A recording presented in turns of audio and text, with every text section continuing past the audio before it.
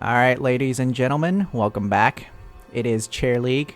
It's Chair League night, and with me, as always, is my co-caster, New Type. How you doing?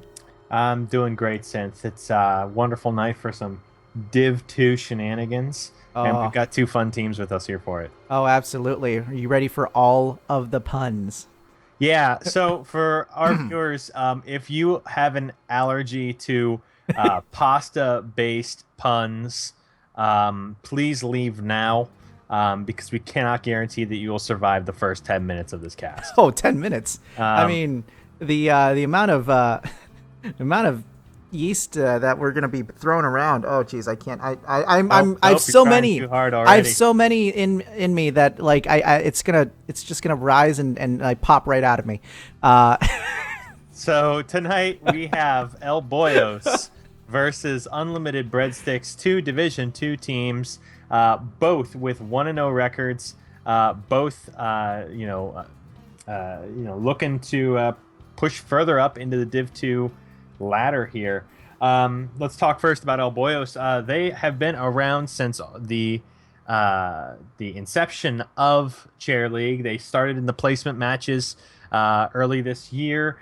Began season one in Division Three with an 8-4 record, and have since risen to Division Two here. Unlimited Breadsticks. They began last season in Division Two with a nice, strong 6-4 record, and they remain, however, in Division Two for this season. So we'll have to see, if they can rise to the occasion and eke out a win here tonight. Absolutely. So we're still waiting to see which map we're going to be playing on. We were putting money Yeah, on each it's of a the little maps. caster side bet here on what we're gonna be on. Um, we've seen a lot of matches this week on the new map, Braxis Holdout, and we're trying to see if we're gonna be on that map again. We'll find out soon. Yeah, I mean, there's been some interesting play that's come around, and it's been interesting for sure to see it like develop. Just in front of us, because normally you see it with the pros and with their streams, and they sort of develop a strategy, but we're actually seeing well, a little more casual, not non-pros, there you go, non-pros, try to build up their strategies on day one, and try to pick what they think each of the maps, or what's good on Braxis. And we've seen a lot of discussion about the map. There's a lot of claims that it's a snowbally mess on par with Infernal Shrines when it released. But I'm gonna hold off judgment just yet until I see a couple more matches on that. I Yeah. played a couple over the last couple of days, and back and forth, back and forth. I've found it is a very difficult map to play effectively at this point. A lot of people are still running around like chickens with their heads cut off. They really don't know exactly what to do yet on that map. I find that the Merc control is a real big deal on that map, since a lot of time is spent sort of out of lane trying to scrabble over those beacons, those control points. And we've seen a lot of discussion over what is the ideal sort of composition for pushing that map. I mean, do you go with a 4-1? Do you go with a 3-2? And what Do you sort go of with heroes Sylvanas? what kind of heroes do you pick? Does Sylvanas really gain value on that map where the cannons are, they'd be shooting individual Zerglings? They're not going to be doing, a lot of damage anyways. How much does Sylvanas enable the push, compared to a map like Battlefield of Eternity, where Sylvanas can basically win the game with a late game immortal in that map? In addition to the new map, we've got the new hero. We got Alarak, who's Who's made not some, overpowered? Not who's he's following the pattern. Let's not jump to conclusions okay. here. All right, He's fair following enough. the pattern of recently released heroes, where we're looking at sort of a 30 to 40% win rate initially here, as people sort of iron out the details and figure out how to play the character. I mean, we saw Medivh with a very similar win rate, and everyone was saying, "Oh, Medivh underpowered. He's garbage. He's terrible." You And then see, we're seeing him. In competitive pick placement at the highest level of play, where his talents and his abilities are actually paying dividends. So we might see the same with Alarak here. We'll have to find out. Yeah, I mean the key word there was not overpowered. Not I Hmm. did not say he was underpowered. There's a very key distinction there. So we just got word that the map tonight will be Tomb of the Spider Queen. Good All old right. classic. Um, Lovely. will we see Alarak on this map? That's my. I feel like Alarak is very good in the early game in terms of like ganking people. I think having that ability to silence and move your target is going to pay dividends. He's got middling wave clear. If you pull the whole enemy wave with your telekinesis and you zap them with your Q, you can chunk minion line for like half of its HP. It's actually pretty effective, Mhm. but I think his strength is going to be in the short lane rotations, getting quick spins to the next lane and working over the enemy's squishy targets. But I mean, who else are we potentially going to see on a map like this? One of our smaller maps in the game, very close lanes, not much potential for like global heroes to gain the sort of value that they would gain on like Infernal Shrines or Cursed Hollow. What are your thoughts, Sid? Uh, sorry, I'm doing some behind Oh, the scenes he's stuff. doing he's doing the actual running the match. That stuff that I have just courteously allowed him to manage. But so we'll just keep talking about Tomb of the Spider Queen.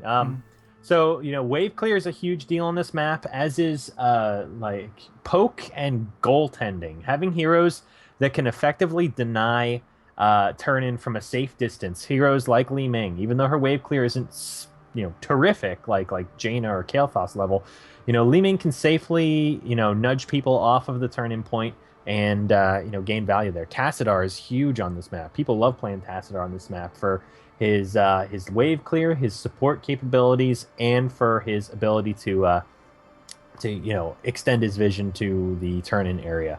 Zagara, another great pick on this map, even with the changes that she's received. With the recent changes, the recent nerf to Zagara in the patch that just came out on Tuesday, we've got a tuned down Zagara that is actually coming into the actual uh, you know acceptable range for for win rates on a hero. My Yeah. understanding is with just 2 days out from the patch, he's sitting right around 50%. Yeah, it's exciting to see a balanced hero. No, I'm not. I'm not gonna uh, rip on Blizzard that much. It's nice. It's nice. I really, I mean, she was a little. It was getting a little boring, like predicting her first pick every single time. Yeah, she was brutal on the bigger maps, and she's brutal on lane control. There goes my phone. Give me 1 second. Let me get this thing out of here. Alrighty, and we're gonna get this draft going, guys. It's ready to go here. So let me just make sure. New type. Did you get the I obs link? just did. Give me All one right. moment. Yep. And for those of you joining us, welcome. We have a Division 2 match here. We got El Boyos versus Unlimited Breadsticks. Mm-hmm. We encourage you all to watch this on the Chair League site. We've got a new feature we just implemented this season where you can send a commendation to a particular player if you think they're doing really well in this particular moment or in this particular game. There's a whole string of all the players who are playing right now, and you can click on them, and there's a big sort of fanfare and applause. So I would really recommend doing that. I'll be posting the link shortly to the Chair League site, but we're going to get things started here in the draft shortly. Both team captains are going to be indicating that they're ready. Absolutely. Yeah, this is exciting. We've I want to see a Alarak, or I'm sorry, I want to see a some Alarak play on a non on a sorry on a non Braxis map.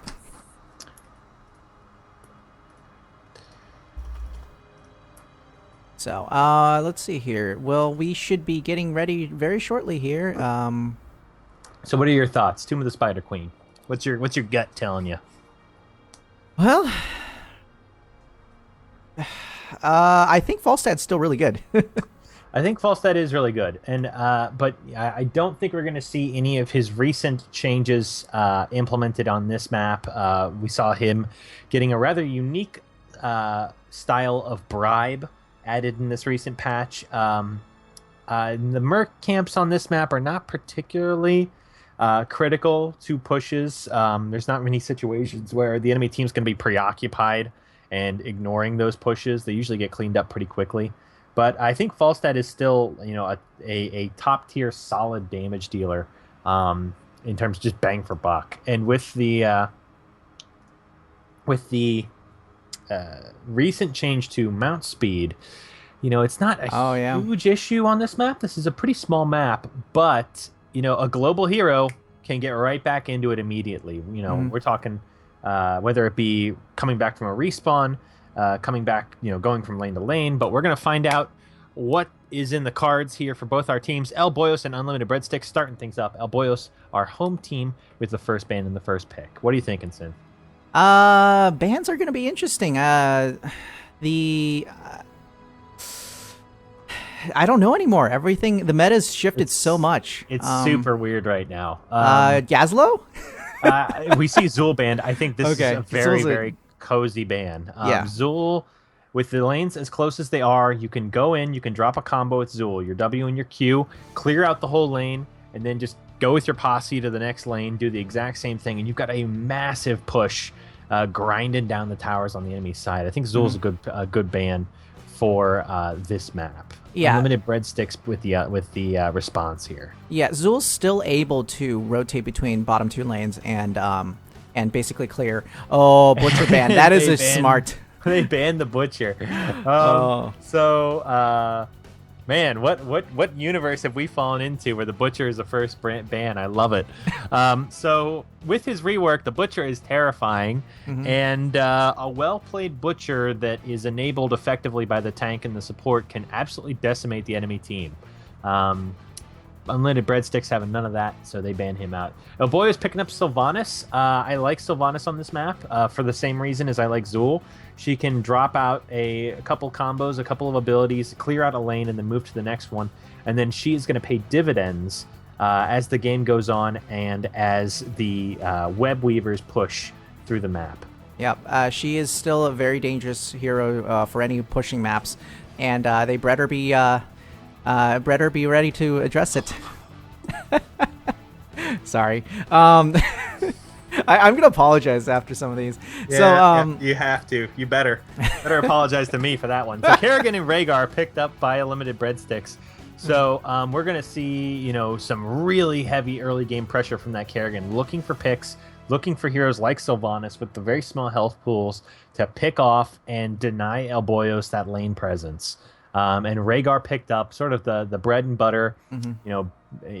Yeah. He's been one of the top flight supports since January practically. And Rhaegar Rhaegar really pairs well with all of the melee heroes, and it really soups up Kerrigan's kit. Yeah, and if she gets into trouble, she'll be fine with an ancestral heal.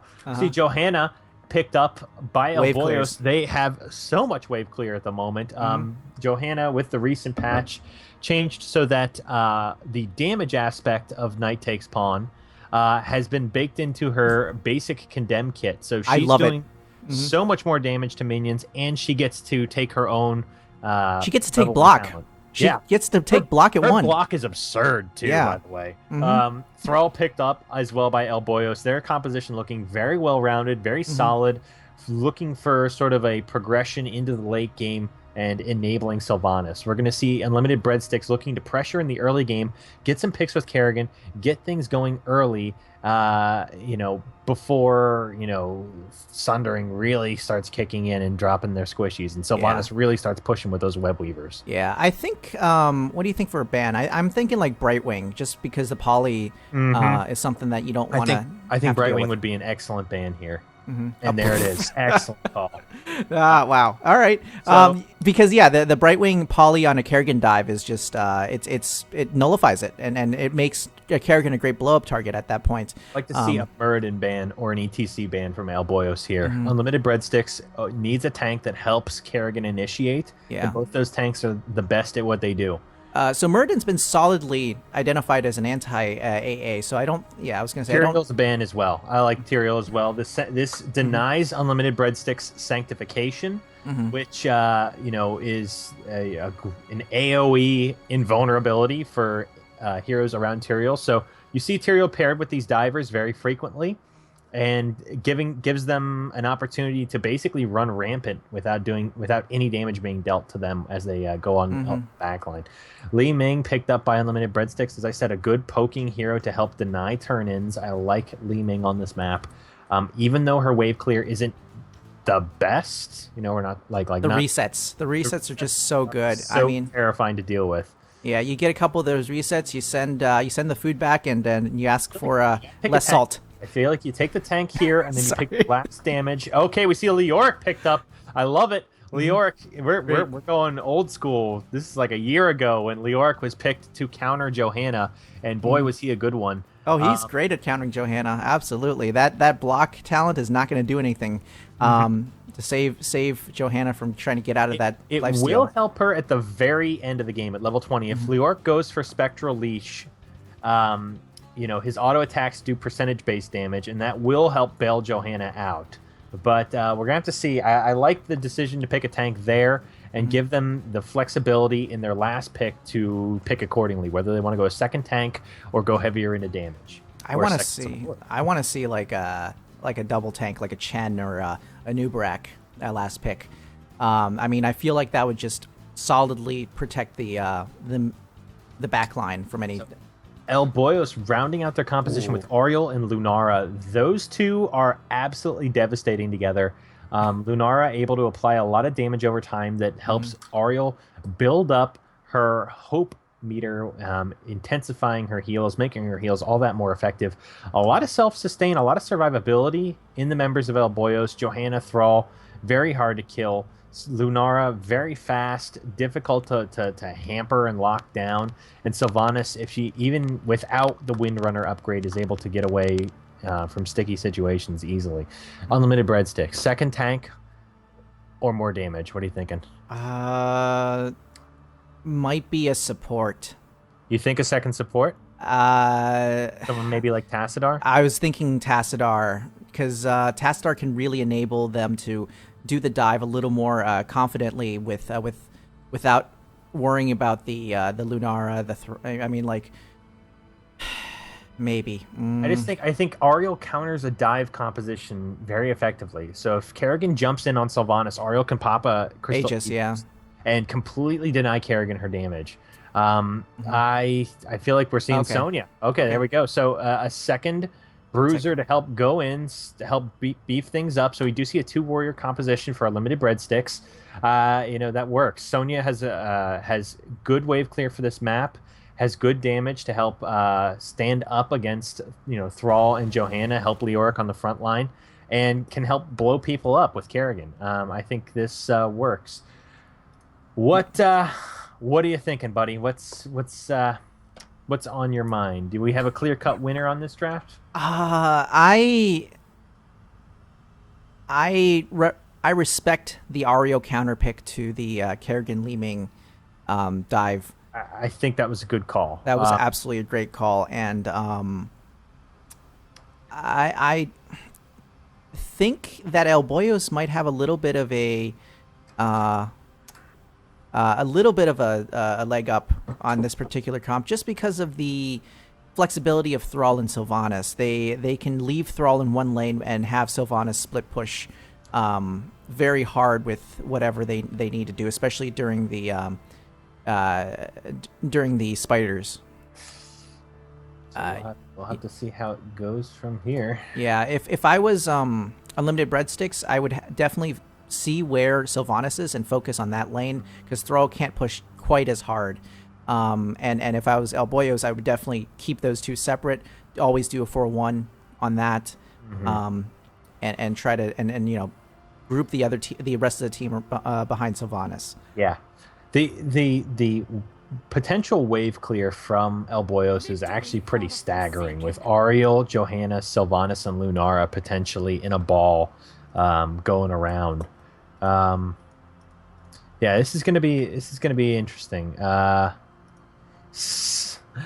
We'll have to see. Unlimited Breadsticks, they're going to be looking for that early game magic. Kerrigan is very good, and Kerrigan can be played very well in the late game. But as more talents and more abilities start kicking in for other heroes, you have more escape options and more protection available to deal with Kerrigan. In the early game, when everyone's vulnerable, when everyone's sort of in their vanilla state, is when you want to get the most out of her. Mm-hmm. So we'll have to see. El Boyos is going to have to be on point to manage this dive composition from Unlimited Breadsticks. Look to Ariel for some plays here to help deny the damage coming in from Unlimited Breadsticks. And I would say look to the Kerrigan and potentially the Sonya for opening up a can of whoop ass on some poor unsuspecting member of El Boyos. They're going to be on the hunt in the early game here. Yeah. We'll have to see how it plays out. Sonya is the manager that has your back. Yes, she is. She's the one that you call out for the inevitable return because the plate's too salty. Yeah, I hate when that happens. I don't complain about it, but when it's I don't know. Some of those dumpling soups or what was it? The oh crap. Never mind. My seafood diavola was too spicy. It's like you do understand how this plate works. So we'll have to see how this works out here. We've got both teams zoning in right now, and we'll do our introductions. On the left-hand side here, repping the blue trunks, we've got El Boyos. We've got Super Jova on the Lunara, Vendetto on Ariel, Erky on Johanna, Sechel on Thrall, and Entropy on the Sylvanas. On the right-hand side here, in the red, we've got Unlimited Breadsticks. We've got Keith Stone on the Kerrigan. We've got Kid on the Sonya. We've got Flip the Gibbet on the Rhaegar. And we've got Mario 22 on the Leoric and Lunchbox on the Li Ming. Everyone's chat is coming up and blocking my vision. They are so chatty tonight. So no Sylvanas shenanigans, none of that 5-man tower diving going on. It looks like it's going to be pretty standard stuff with concentration in the middle, just dancing around, looking for a little bit of freebie damage early on here. Yep. More importantly, no Alarak. No Alarak, no Braxis holdout. Everyone take a drink. Yeah. Just some normal Team League shenanigans in the middle here. Some positioning, no dives, no unfortunate deaths. So Johanna did take Reinforce at level 1, which is absolutely awesome. Using a basic ability gives you a 75% basic attack block.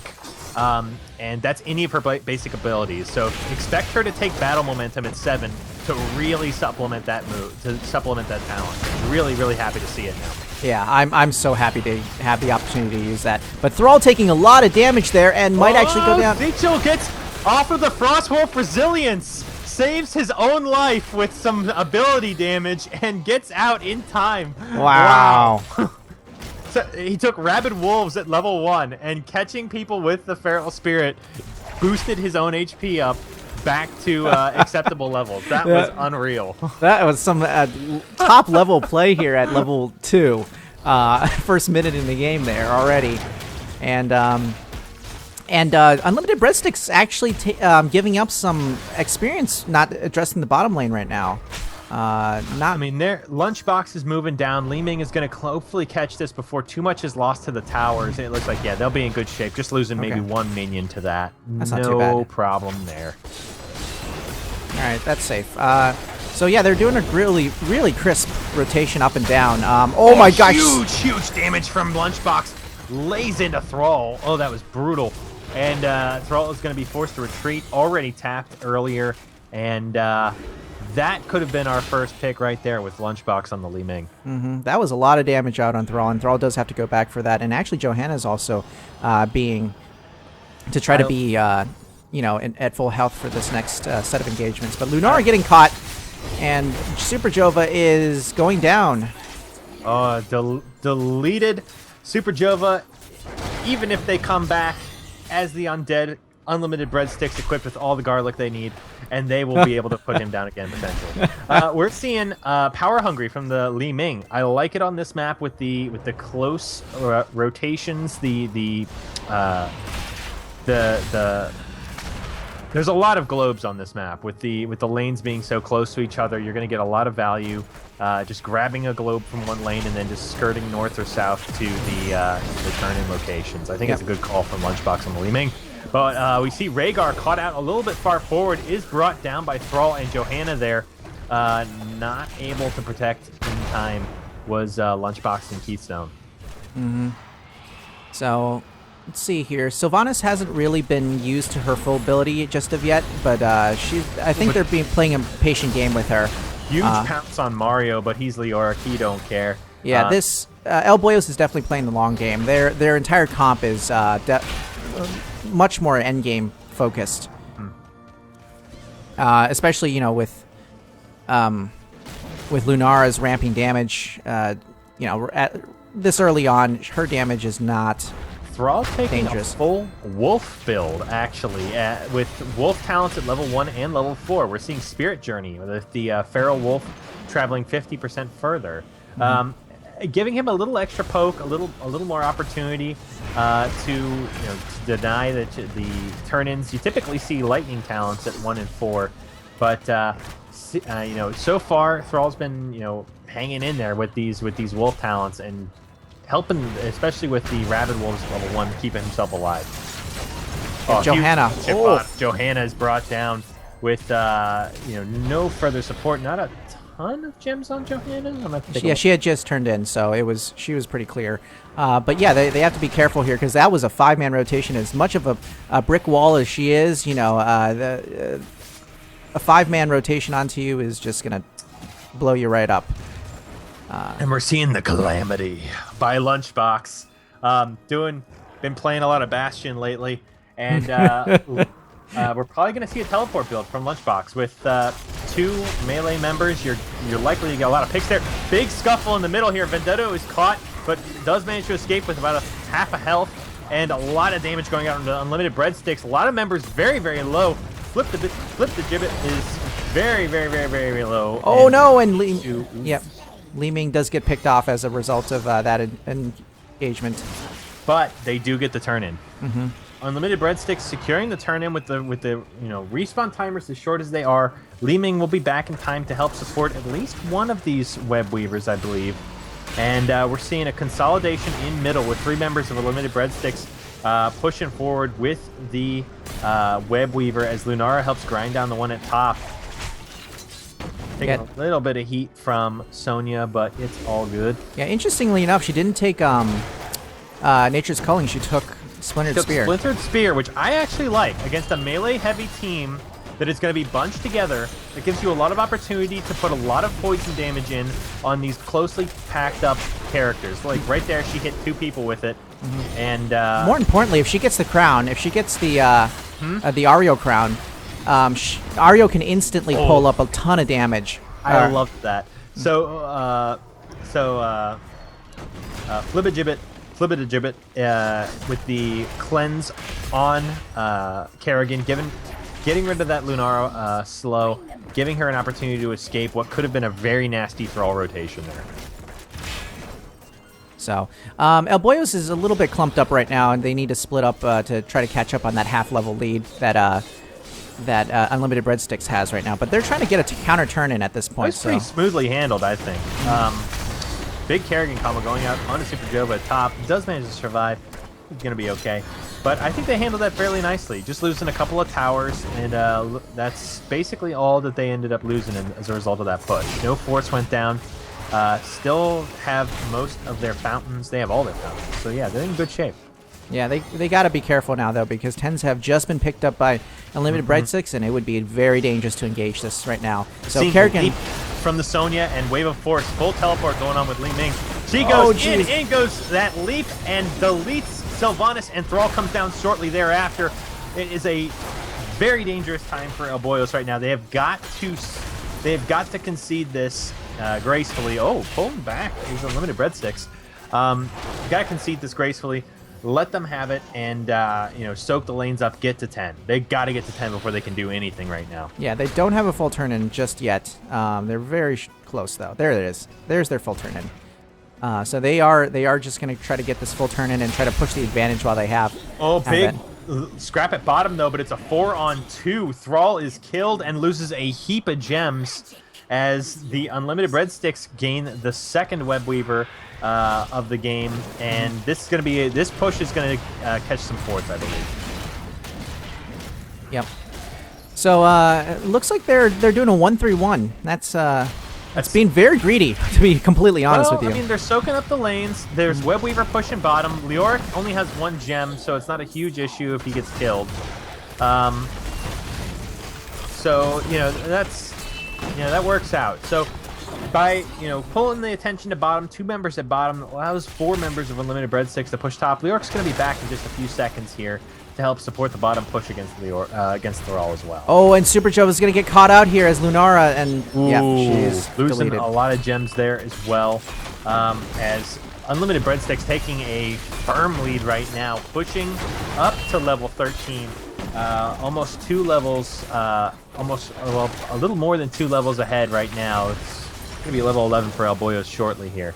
And Thrall has to be careful here. Okay, I was going to say he was almost all the way down. He's low on mana. His sustain is going to start running out here. The wolves and the lightning, it's going to start coming down. And now he's really got trouble with playing Ring Around the Rosie with Leoric, and the root does buy him the time he needs to get out. No, he's dead. He's dead. Flanks. Yeah, that 4-man rotation. Heatstone and Flippity Gibbet with the flank and pick off Thrall. Oh, they are diving in. They are forcing this team fight here. Yes, they are, and that's when they want to. We see Crystal Aegis popped at the last second, but to no avail. That is a 3 for nothing in the span of about 30 seconds there, with Seichel, Entropy, and Vendetto going down under the withering pressure of Keith Stone's Kerrigan and the Sonya play. Those two have been lighting it up so far. Yep, Calamity Build doing some sick number on Johanna, just like beating down that brick wall there. That is pretty much the best counter to Johanna's. Oh no, Thrall is caught with it. The stun from Ariel does save him shortly, as Kerrigan wasn't able to get a full combo off initially. But Thrall is brought down again, and we're looking at potentially pushing keep here. They're pushing during El Boyos' Web Weaver phase. Yeah, this is a defensive Web Weaver. They managed to sneak a turn in during that push, and they were able to get a defensive. This is just going to push the lanes out, and I mean, El Boyos isn't even at this point in a position to soak those lanes. With Thrall coming back now, and with Sylvanas coming back just at this moment, this Web Weaver basically completely ineffectual, unfortunately, for El Boyos. They're going to tickle the bottom wall just a little bit here, but expect a rotation. Yeah, here they come. Leoric and Kerrigan to wipe that up. Yep, get a waitress and get a mop, because that's going. That spill is getting wiped up right now. Mom spaghetti. But Unlimited Breadsticks pushing bot here. They're going to grab the Siege Giants real quickly. Do you think that they're going to go for boss, El Boyos, that is? I think you'd have to be a little bit crazy to do that. Yeah, I was going to say that. Breadsticks that close to 16. With a talent advantage, they have the 13s that El Boyos do not. El Boyos should just be sticking together as 5, clearing out lanes as effectively as they can, and, when safe, trying to deny turn-ins, but it's going to be difficult to deny anything from Unlimited Breadsticks. So close to 16, and Breadsticks are instead the ones pushing for boss, as we see Lunchbox and Keystone pushing at top here. Are they going to sniff this out? Is the Wisp going to sniff this out in time? I don't think so. No, the Wisp just sees it. It is noticed, but El Boyos at the bottom of the map, and they're not going to be in position, I believe, to really do anything about this calf. They're just going to have to defend from the top lane here. Oh, Thrall too really, really forward there. Danger. Yeah. All ults up with the exception of Entomb. Unlimited Breadsticks with the jump. They get the jump on Super Jova and Entropy. In comes Kerrigan, gets the pull, gets the combo, and that is all she wrote. Lunchbox with the mop, dropping people left and right. They got their $5.99's worth right there. Yeah, jeez. They got the salad too. So with that, they got the salad and the web weavers. Everything going well for Unlimited Breadsticks at the moment. They've got a Bosch pushing top. Crystal E just saves Thrall at the top for a fraction of a second. He works his way out, but is pounced on by Kerrigan. And that is danger. We're entering the danger zone right now, buddy. We have web weavers pushing. We have a keep about to fall at top here. Leor's taking some heat from Urki, but he is able to disengage. All members of Unlimited Breadsticks kind of wounded right now, but they're fighting for, and the damage is rolling in. The resets are a thing. Lunchbox laying in heavy right now. Sonya does fall. Everyone is so low. Oh my gosh. So low.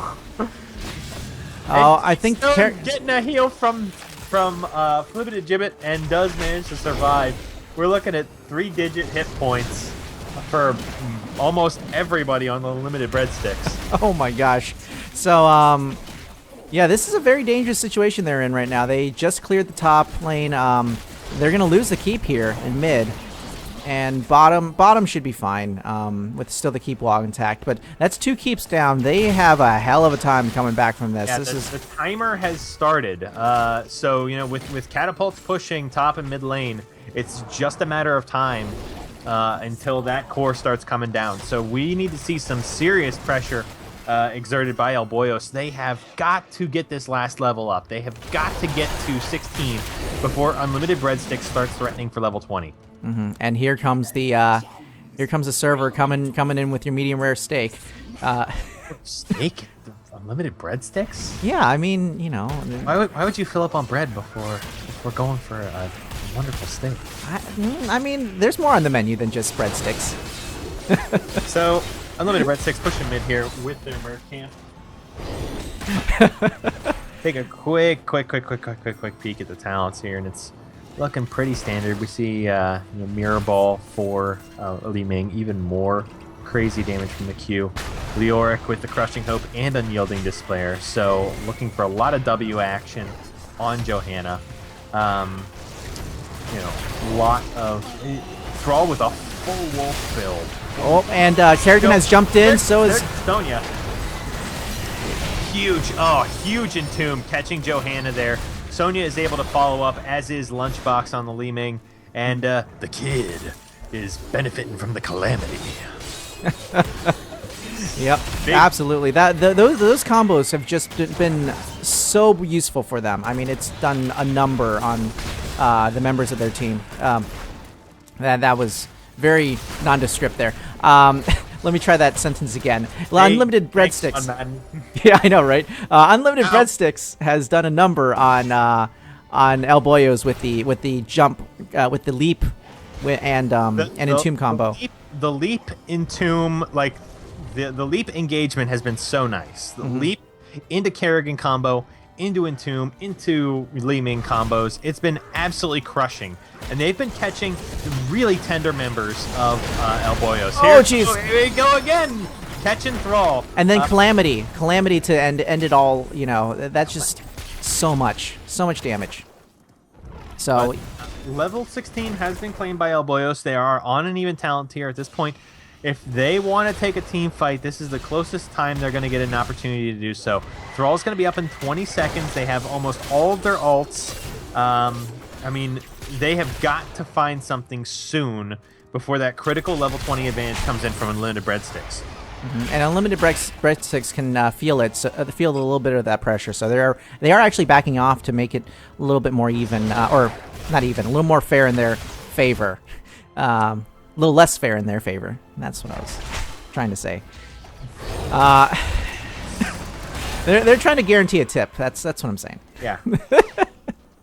So they're basically gonna try to take this turn in and try to engage with the with the web weavers. They dump off their coins. No point in taking any unnecessary risks there. And we see Thrall taking a lot of heat, drops the Sundering, and immediately gets the Crystal Aegis. Sonya goes in, beautiful ancestral healing to keep her up.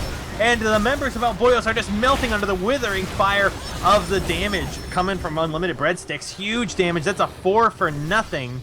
As Super Jova, retreating into enemy territory, manages to not get out, and that is a 5-man wipe for Boyos. Yep, that was catching a web weaver. They do manage to turn in, but Unlimited Breadsticks could just ignore this and go right for the core. Yeah, and I think they are going to just do that. I mean, they're pushing the mid lane out, and they are going to go core right after this. It's going to be at least 10 seconds until any members of Boyos are up, and this looks like all she wrote. We are coming down to the end here as Unlimited Breadsticks pushing things forward. They had a plan, they executed it, and they had the oomph to back it up. GGs are called out as Unlimited Breadsticks takes the game. Yep, it's the check, and they've done their due diligence there. You know, they've you put down the fork, you get that last bit of crust, and you call it a day. Yep, you take your to-go box to go. You pack it full of breadsticks. Oh, sorry guys, that's we can't help it. It's It's Unlimited Breadsticks versus Boyos. No, Boyos. I mean, they were expecting a limp linguine, but they got it al dente. So let's talk about that match. So what did you think about this Thrall build? Full wolf. I've never seen that before. I'll be honest with you. Full wolf. It is full wolf. I saw a few hits on the wolf, but I don't think he was reliable enough on hitting it. And I think that might have been the big problem. It works in theory. Basically, you catch somebody, you're let's see here. You're more likely to catch somebody. You're more likely to defend yourself while you're running away by catching somebody. And basically you enable the rest of the team to focus on that person that you catch. It could be used in conjunction with Sundering, and you focus one person down. But I don't know. It felt he could have been doing a little more reliable damage with the lightning build, because lightning build gives you the extra range and the extra jumps, right? Yeah, I feel like a lightning build would have benefited Thrall a little bit better, as well as a more survivability. Yeah, he didn't really build in the later game. He didn't really get a chance to use it during the engages. I mean, Thrall was the disengages. Public enemy number one for Unlimited Breadsticks. They jumped on Thrall, unfortunately, a bazillion times and deleted him off the face of the planet. Yeah, that was a really scary combo. Sonya jump, Kerrigan Maelstrom, and then Li Ming just like a Calamity in and Wave of Force, and just 10 killing blows for Li Ming, crushing it. Not one death for the Kerrigan. They didn't find Keith Stone once. That's pretty unreal. But yeah, there was just a lot of damage. You drop your W as Li Ming, and you get your resets, and you just do it again. I mean, it was they definitely felt it. They definitely felt the amount of the amount of focus they had on a single hero was just insane, with Leoric just setting everything up. And excellent combinations from Unlimited Breadsticks. They dropped so many ults so effectively on top of each other. They had excellent play with each other. I was very impressed. They had crisp rotations, they had good solid play, and when it came to the team fights, they seemed to be very well coordinated. They knew who their targets were going to be, they knew who they had to pick, and they executed their strategy flawlessly, I would say. Very, very good game from Unlimited Breadsticks. Enjoyed it. Absolutely. So, one thing I do want to note here is Johanna took Burning Rage at 13. I think Spell Shield would have been a lot better. Definitely so. Yeah, because... Definitely so. I mean, I understand by that time in the game, you were hankering for soaking up lanes, but with Knight Takes Pawn baked in now, you know, you don't need better wave clear with Johanna. Mm-hmm. I feel like with Burning Rage, you're getting that to get more wave clear. It's not really a good anti-hero talent. It's only Mm-hmm. doing a smattering of damage to people. I agree. I think Spell Shield would have been a better pick against a Li Ming. Kerrigan's damage is primarily ability damage. That, hitting people with the W, that's an ability. Hitting people with the E, ability. Mm-hmm. Her auto attacks are not a huge amount of damage for her. Same thing with Sonya. She has strong auto attacks. Don't get me wrong, but a lot of Sonya's damage comes from hitting that W over and over and over and over again. And yeah, I think Spell Shield would have been a good pick for Johanna here to help Yeah. to ensure some of that survivability. She Mm-hmm. ended up taking Imposing Presence at 16, which I think is a good call. But I feel Yeah. like you have to go both ways on that one. You have to get the Imposing Presence and you have to get the Spell Shield. Yeah, you have to be a solid brick wall because Lunara and Ario and Sylvanas were just a little bit flaky in terms of their health pools, and it wasn't. You needed to be able to take the hits that were intended for them. Mm-hmm. I think was Spell Shield's toggle ability implemented this patch. I think it was. I'd have to check. I admittedly have not played any tanks. Yeah, me neither. You know me, buddy. Yeah, I've played too much Alarak. And Falstad Lightning Rod. Anyway, that's a different story altogether. I think they had a chance. I think the fact that Thrall got blown up a little too often, early during the fights was definitely the start of a bit of a. I think there were a couple of sunderings that weren't really followed up on effectively. That Thrall was able to isolate, like Kerrigan. There were a couple, like that very last one. Thrall isolated Kerrigan with a sundering, but there wasn't enough follow up at that time. I think everyone else was either turning in or was elsewhere, further north instead of in the position where they needed to be. But yeah, the execution from El Boyos, I feel like they got behind around like the level 10 mark, and I think they took a fight close to alts, and that really put them behind. It was 8 to 9, and I said something about having to trying to split and soak rather than coming together to turn in, and they were coming together to turn in. So I mean, if you wanted to point to a moment where that snowball became an avalanche. Yeah, or if you want to use the very difficult. I do not envy the position that they ended up in. It was a very tough game to come back from and fight from behind on. That was a tough one. Because once Kerrigan started getting a couple levels up, and once Li Ming got a couple levels up, the stat differential becomes an issue, the talent differential becomes an issue, and suddenly they're getting kills easy, and Li Ming's getting reset after reset, and it's just turning into a nightmare. Yeah. I hate playing behind on a Li Ming or versus a Li Ming. Yes, I mean the resets are just so hard to work around because it's by definition a snowball effect. It's you start with your little ball that you can hold in your hand, and every reset just adds 10 pounds onto that, and you get this spirit bomb at the end.